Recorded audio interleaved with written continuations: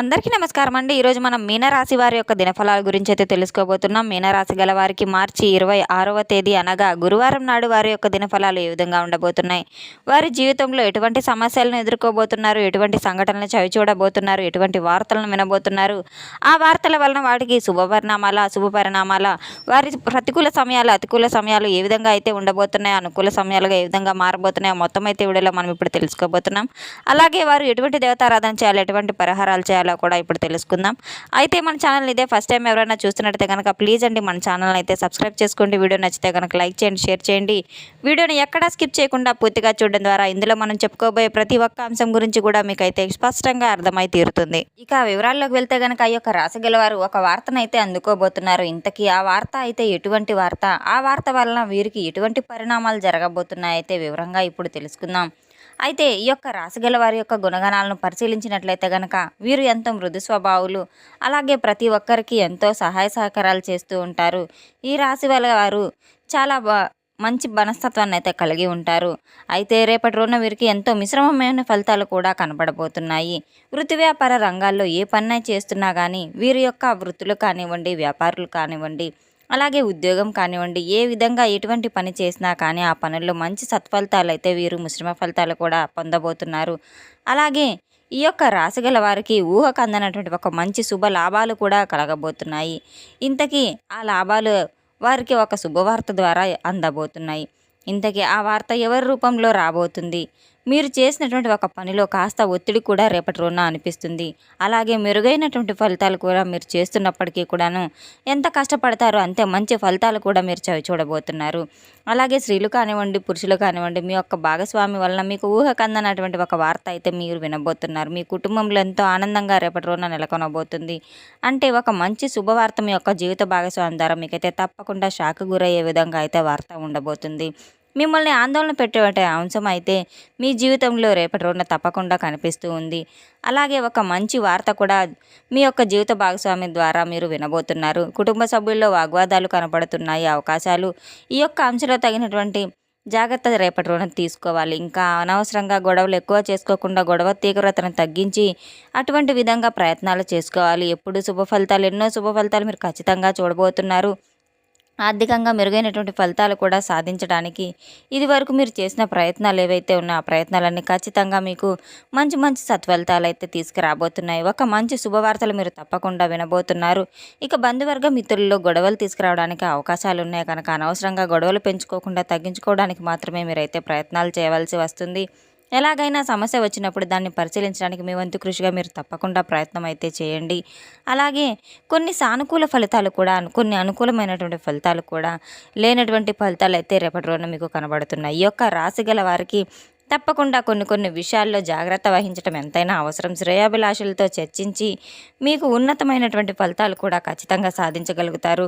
అలా దైవానుగ్రహం కూడా మీకు శుభ ఫలితాలను పొందాలంటే, ప్రతికూలంగా మార్చుకోవాలంటే తప్పనిసరిగా రేపటి రోజున మీకు దైవారాధన, దీపారాధన ఎంతైనా ముఖ్యమని అయితే తెలుసుకోవాలి. ఎంతైనా మేలు చేస్తుంది.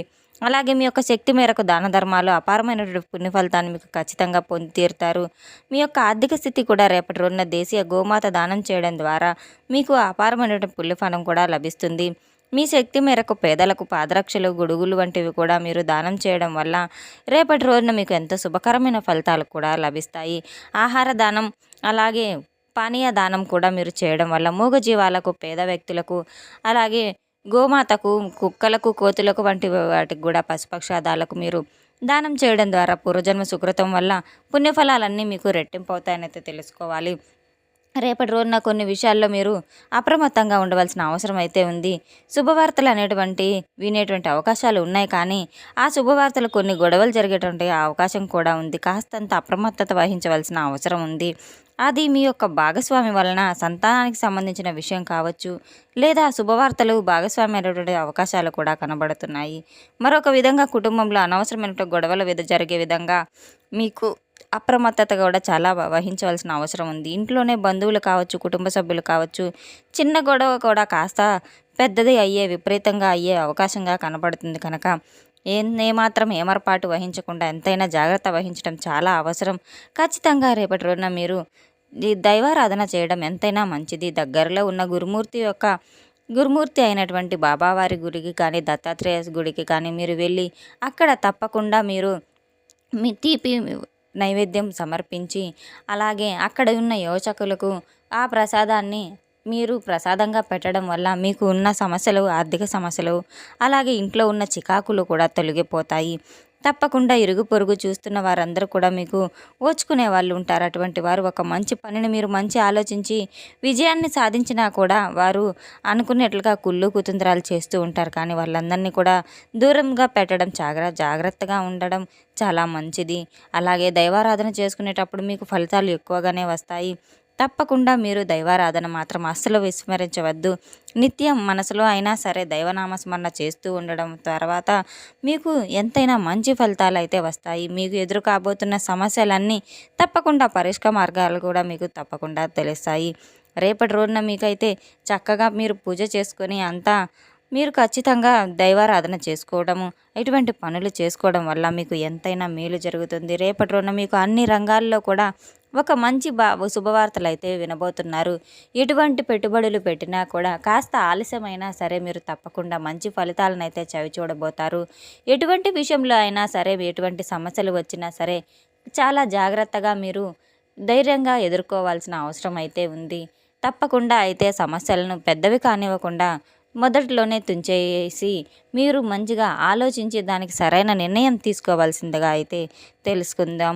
అయితే రేపటి రోజున మాత్రం మీ మనసులో చాలా మేలు చేస్తుంది. మీ మనసులో అనుకున్న కోరికలన్నీ కూడా మీకు నెరవేరబోతున్నాయి.